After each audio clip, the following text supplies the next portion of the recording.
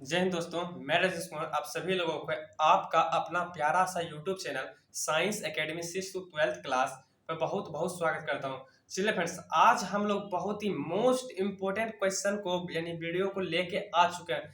यह ऐसा प्रश्न है, आप लोग थंबनेल में देख चुके हैं। सिद्ध करें कि √2, √3, √5 या √7 एक अपरिमेय संख्या है। आप लोग क्वेश्चन पेपर को उलट कर देख लीजिए, हर एक साल पूछा गया है और इस तरीके से हम लोग आज सिद्ध करेंगे कि √2 या √3 या √5 या √7 एक अपरिमेय संख्या है। आप लोगों के दिमाग में डायरेक्ट खोपड़ी में छेद हो जाएगा, डायरेक्ट वहां पर सेव कर देंगे। एक बार पूरा वीडियो को देखिए बिना स्किप किए, आपके मेमोरी में सेव होने वाला है और बहुत ही इंपॉर्टेंट है। इससे चलिए फ्रेंड्स, बिना वीडियो की स्किप पूरा देखिएगा।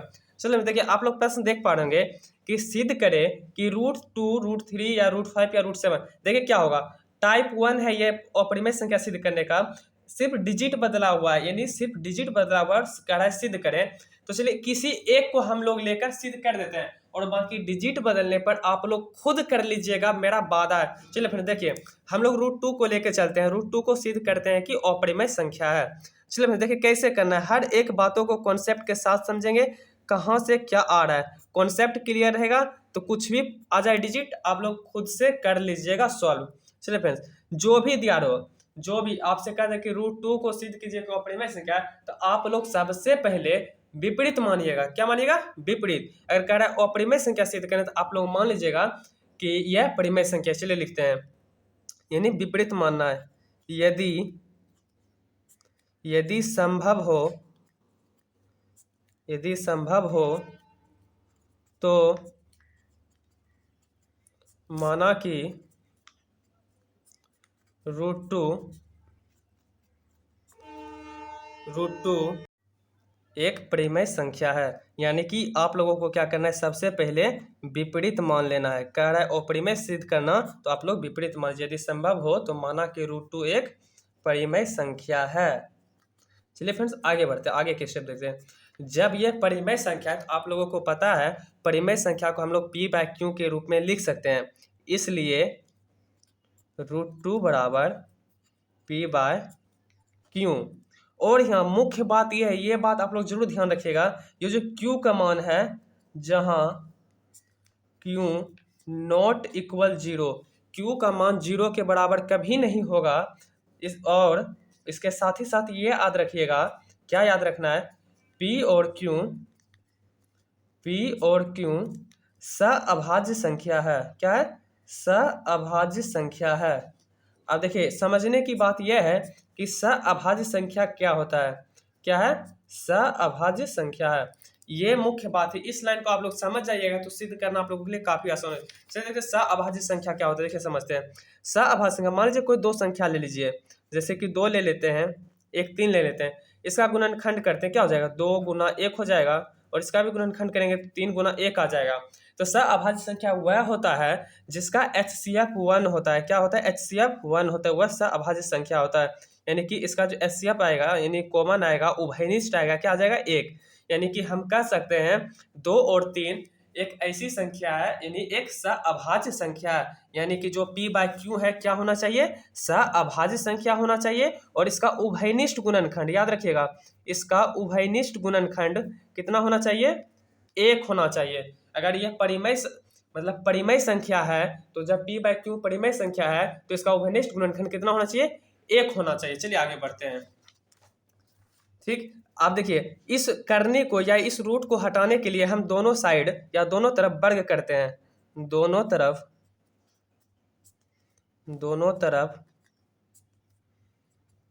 वर्ग करने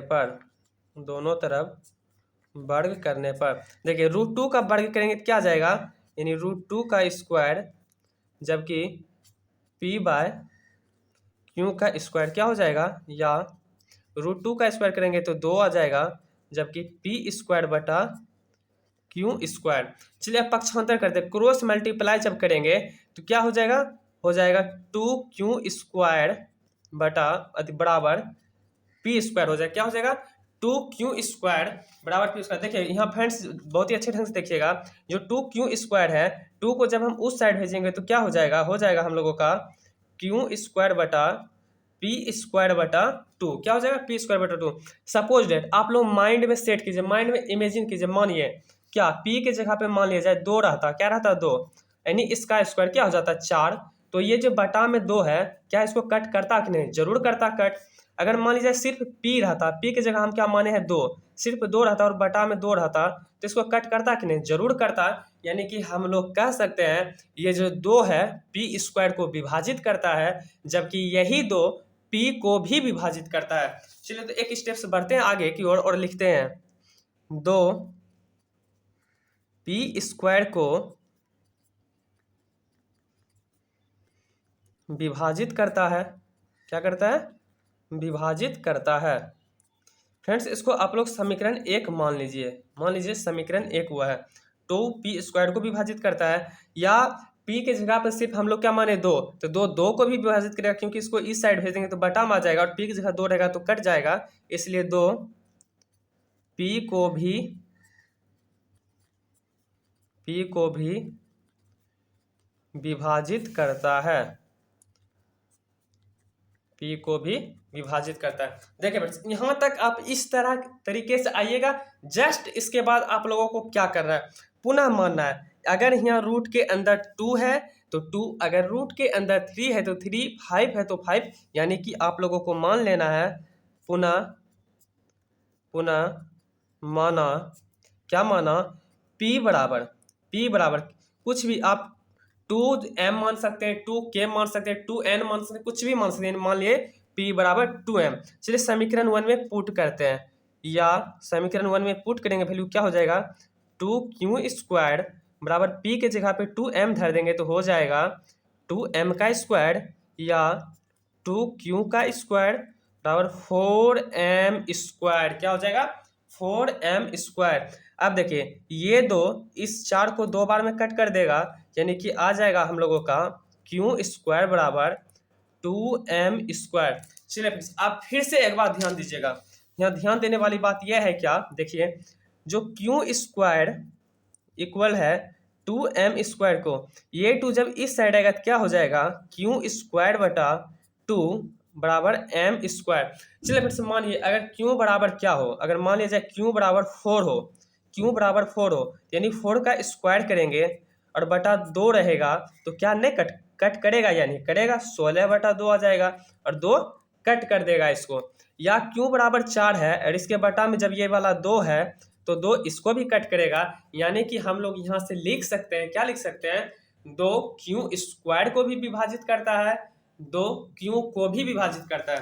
चलिए फिर से लिखते हैं इस स्टेप को, यानी 2q स्क्वायर को विभाजित करता है,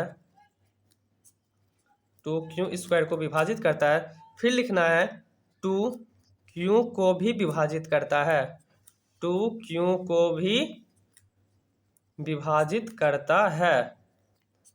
चलिए फ्रेंड्स इसको मान लिया जाए समीकरण 2। आप लोग ध्यान से देखिएगा समीकरण 1 और 2 को, समीकरण 1 और 2 को आप लोग क्या नोटिस कीजिएगा, 2p स्क्वायर को भी विभाजित करता है और 2q स्क्वायर को भी विभाजित करता है। जब कोई संख्या या कोई नंबर, मान लीजिए जाए 2 कोई नंबर है और कोई 2 अलग अलग संख्या को p स्क्वायर को और q स्क्वायर को विभाजित करता है, इसका मतलब क्या हुआ कि जो ये 2 है इसके गुणनखंड है, इसका गुणनखंड है, यही ना। मान लीजिए p कोई संख्या 4 हो, p कोई संख्या 4 हो और q कोई संख्या 2 हो और इसका हम गुणनखंड निकालेंगे, क्या आ जाएगा 2 × 2 × 1, जबकि q स्क्वायर कौन से क्या आ जाएगा, इसका 2 का गुणनखंड 2 × 1 आ जाएगा और इसका उभयनिष्ठ गुणनखंड हम निकालेंगे, क्या आ जाएगा 2, और यही 2 4 को भी डिवाइड कर रहा है, यही 2 को भी डिवाइड कर रहा है, तो इसका HCF कितना आ गया, इसका HCF आ गया 2 और इसका उभयनिष्ठ गुणनखंड भी 2 आ गया।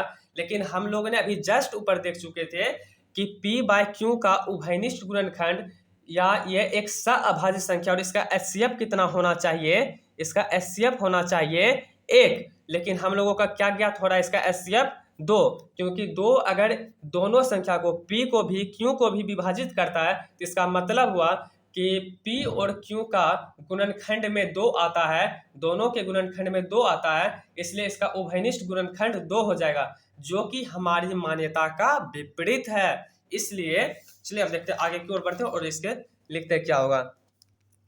समीकरण 1 एवं 2 से स्पष्ट होता है कि P और Q का उभयनिष्ठ गुणनखंड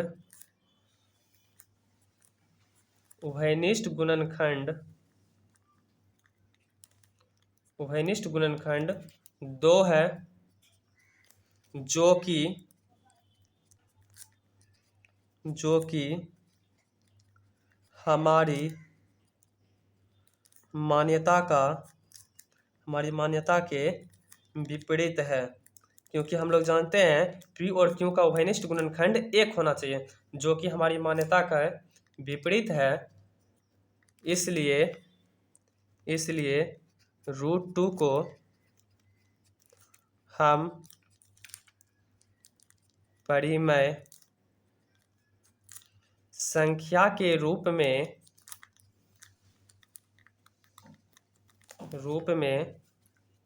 नहीं लिख सकते हैं। अतः √2 एक अपरिमेय संख्या है। √2 एक अपरिमेय संख्या है। आई होप फ्रेंड्स आप लोगों को समझ आया होगा, और अपने भाई के वीडियो को लाइक जरूर कीजिए, कमेंट कीजिए, शेयर कीजिए, और जितना हो सके अपने भाइयों तक इस चैनल को शेयर करवाइए और सब्सक्राइब कीजिए, ताकि इस तरह के वीडियो आप लोगों को मिलते रहे। और 2023 के एग्जाम के लिए हर एक सब्जेक्ट का ऑब्जेक्टिव और मोस्ट इंपोर्टेंट क्वेश्चन लाया जा रहा है। चलिए फ्रेंड्स, इस वीडियो में हम लोग इतना ही रखते हैं और देखते हैं आगे की वीडियो में मोस्ट इंपोर्टेंट सब्जेक्टिव क्वेश्चन। धन्यवाद फ्रेंड्स।